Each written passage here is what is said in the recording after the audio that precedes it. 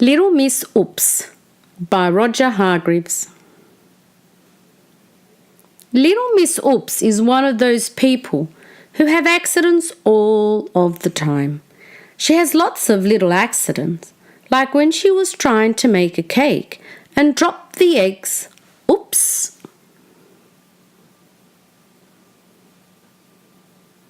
And she has big accidents, like when she was painting her bedroom and tripped over the paint pot.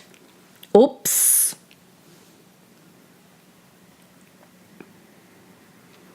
Every morning when she makes her cup of tea, she spills the milk, tips over the sugar bowl, drops the tea bag, breaks the biscuits, knocks her cup across the table, and has to start all over again.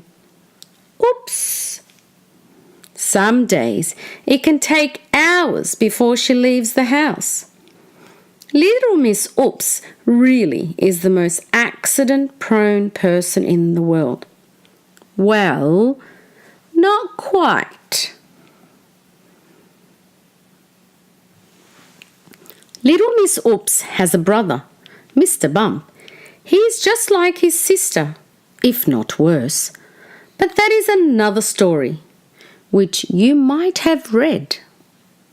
Each year, Little Miss Oops travels by train to visit her brother for a week. She set off last Tuesday. This Tuesday, Mr. Bump looked at his clock, which was lying on the ground where he had just knocked it over. His sister was late, a whole week late. And why was Little Miss Oops late? A whole chapter of accidents, of course. While her train was waiting at the station, she somehow or other tripped and fell out of the train. Oops! And then she somehow tripped and fell into the back of a truck, which took her to the sea. Oops! Somehow or other, she tripped and fell into a boat, which took her to another country. Oops! She had to wait nearly a week to get another boat. And another truck.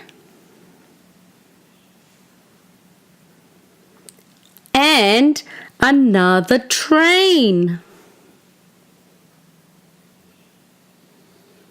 Little Miss Oops was exhausted by the time she finally reached her brother's house.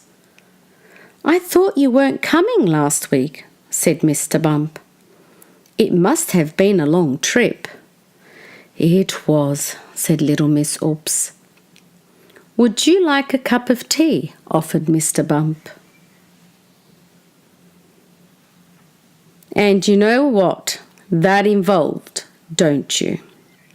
They spilt the milk, tipped over the sugar bowl, dropped the tea bags, broke the biscuits, and knocked the tea all over the table. What a mess! Oops! "Oh, look at the time," cried Little Miss Oops, knocking over the clock.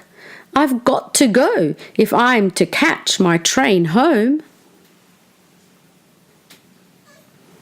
She grabbed her suitcase and rushed out the door. "Goodbye," she yelled. "Goodbye," called Mr. Bump. "See you next year." Mr. Bump waved from the footpath until she had gone round the corner. Then he went back inside and closed the door, but the door handle came off in his hand. "Oops," said Mr. Bump. Press the button below to subscribe, like and share. See you next time.